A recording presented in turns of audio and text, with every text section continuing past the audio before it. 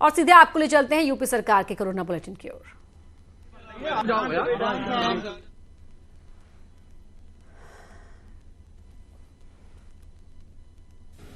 जांच के दो उद्देश्य हैं। एक तो कि चूंकि इनमें संक्रमण की संभावना है तो तत्काल इनकी पहचान कर ली जाए, इनका समय से इनका इलाज हो जाए। दूसरा इसका उद्देश्य यह है कि जो ये हाईली मोबाइल ग्रुप है या बहुत वल्नरेबल ग्रुप है, उसको इस टारगेटेड रैंडम सैंपलिंग के माध्यम से उसके बीच में ये जागरूकता बनाई जाए कि उनमें संक्रमण की संभावना ज्यादा है, इसलिए उन्हें सावधान रहना चाहिए। इसी तरह से हम लोगों ने पहले जो प्रदेश की जेलें हैं, जेलों में भी हमने रैंडम सैंपलिंग करवाया था। तो जहां भी क्लोज स्पेसेस हैं या जहां भी लोग हाईली मोबाइल हैं, वहां पर हम लोग टारगेटेड रैंडम सैंपलिंग लगातार करवा रहे हैं। कोविड हेल्प डेस्क बनाने का निर्देश माननीय मुख्यमंत्री जी का द्वारा दिया गया है और उस क्रम में जो हमारे प्राथमिक स्वास्थ्य केंद्र हैं और जो हमारे सामुदायिक स्वास्थ्य केंद्र हैं, वहां पर हमारे कोविड हेल्प डेस्क अधिकांश जगह पर बनके प्रारंभ भी हो गए हैं और हर एक कोविड हेल्प डेस्क पर एक इंफ्रारेड थर्मामीटर और एक पल्स ऑक्सीमीटर दिया जा रहा है। जो भी व्यक्ति लक्षणों के आधार पर हर एक व्यक्ति की थर्मल स्क्रीनिंग और जरूरत पड़ने पर उसकी पल्स ऑक्सीमीट्री की जाएगी। पल्स ऑक्सीमीटर का जब आप प्रयोग करते हैं, क्योंकि सभी कार्यालयों में भी जो प्रमुख कार्यालय हैं जहां बहुत लोग आते हैं, वहां भी माननीय मुख्यमंत्री जी का यह निर्देश हुआ है कि वहां भी कोविड हेल्प डेस्क बनाया जाएगा और वहां पर भी वो इंफ्रारेड थर्मोमीटर और पल्स ऑक्सीमीटर रखेंगे। तो पल्स ऑक्सीमीटर का जब हम प्रयोग करते हैं, क्योंकि ये लोगों की उंगली में लगाया जाता है, तो इसलिए जब एक व्यक्ति के बाद जब दूसरे व्यक्ति को लगाया जाए तो उसको पहले अच्छे से डिसइंफेक्ट कर लेना चाहिए। तो ये प्रोटोकॉल हमने सभी को लिख के दिया है। हमारे स्वास्थ्य विभाग के लोग जानते हैं, लेकिन जो अन्य विभागों में जहां कोविड हेल्प डेस्क बनने वाला है, उनको भी हम ये लिखित भी ये हम उनको सुझाव दे देंगे, गाइडलाइन देंगे, लेकिन उनको ये इसके माध्यम से भी, आपके माध्यम से भी हम अवगत करा रहे हैं और लोगों को भी अवगत करा रहे हैं। जिन लोगों की भी पल्स ऑक्सीमीटर लगाया जाए, उनको भी ये देख लेना चाहिए कि उनको लगाने के पहले इसे डिसइंफेक्ट कर लिया गया है। चूंकि अभी तक इस संक्रमण की कोई वैक्सीन नहीं है और हम ये लगातार देख रहे हैं कि ये तेजी से बढ़ता है, तेजी से फैलता है, तो सावधान रहकर, सतर्क रहकर हमें अपना बचाव इस संक्रमण से करना है। और इसके लिए जब भी हम सार्वजनिक स्थलों में जाएं तो हम अपने मुंह और नाक को ढकें, मास्क से ढकें, रुमाल से ढकें, दुपट्टे से ढकें, गमछे से ढकें, लेकिन हम और मुंह और नाक को हम अपने ढक कर रखें और 2 गज की दूरी हम मेंटेन करें। तो 2 गज की दूरी और मास्क है जरूरी, इस नारे को याद रखेंगे तो आप सावधान रह करके, सतर्क रह करके संक्रमण से बचेंगे। और इसके अलावा अपने हाथ को बार बार साबुन पानी से धोते रहना या सैनिटाइजर से साफ करना, जिससे कि आपके हाथ पर कोई भी वायरस न रहे, न टिके और उस आपके हाथ के रास्ते आपके शरीर में न जाए। तो कुछ सावधानियों को ध्यान में रख करके और सतर्कता बरत करके इस संक्रमण से हम बच सकते हैं और फिर हम अपने परिवार को भी और अपने मित्र, इष्ट मित्रों को, सगे संबंधियों को भी हम संक्रमण से बचा सकते हैं। तो सावधान रहिए, सतर्क रहिए, संक्रमण से बचिए, खुद भी बचिए, दूसरों को बचाइए और पूरे प्रदेश में इस प्रकार से एक आंदोलन चला करके, सावधान सतर्क रहने का आंदोलन चला करके पूरे प्रदेश में संक्रमण को नियंत्रित रखिए। अब मैं अनुरोध करूंगा अपर मुख्य सचिव गृह से।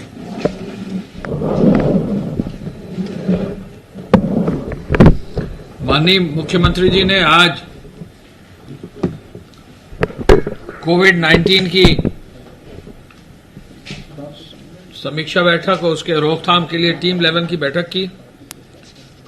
मुख्यमंत्री जी ने यह आदेश दिया है कि जिलाधिकारी और मुख्य चिकित्सा अधिकारी हर जिले में एक बृहद अभियान जो है स्क्रीनिंग का चलाएं और इस बृहद अभियान के तहत चिकित्सा विभाग को और सभी फील्ड के अधिकारियों को निर्देश दिया है कि इसकी कार्य योजना बनाते समय 1 लाख टीमों को जो है कम से कम 1 लाख टीम गठित करके इस पूरे अभियान को, स्क्रीनिंग को चालू किया जाए।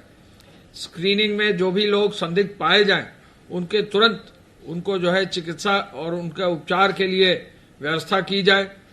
आप सब जानते हैं कि स्क्रीनिंग में इंफ्रारेड थर्मोमीटर, स्क्रीनिंग में पल्स ऑक्सीमीटर, स्क्रीनिंग में पूरा सावधानी बरतते हुए सैनिटाइजर का इस्तेमाल करते हुए सभी व्यवस्था सुनिश्चित करनी है।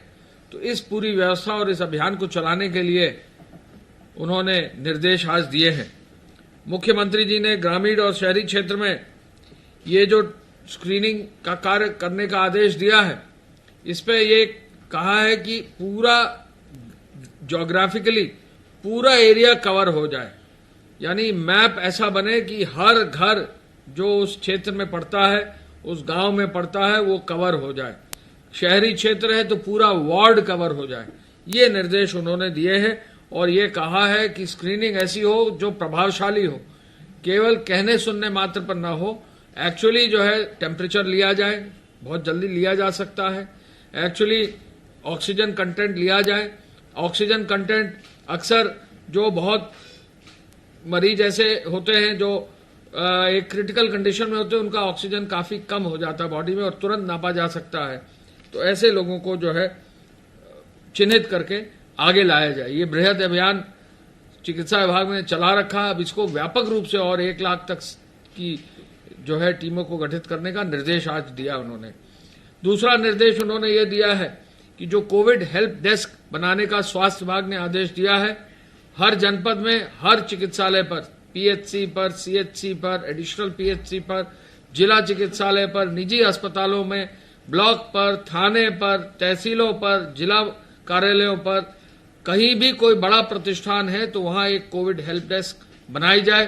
प्रचार अच्छा किया जाए, वहां पर इंफ्रारेड थर्मोमीटर, पल्स ऑक्सीमीटर की व्यवस्था कराई जाए, जिससे कि कोई भी व्यक्ति अगर कोविड हेल्प डेस्क पर जाता है तो तुरंत उसको जो है राहत दी जा सकती है और उसको उसके बारे में, लक्षणों के बारे में बताया जा सकता है।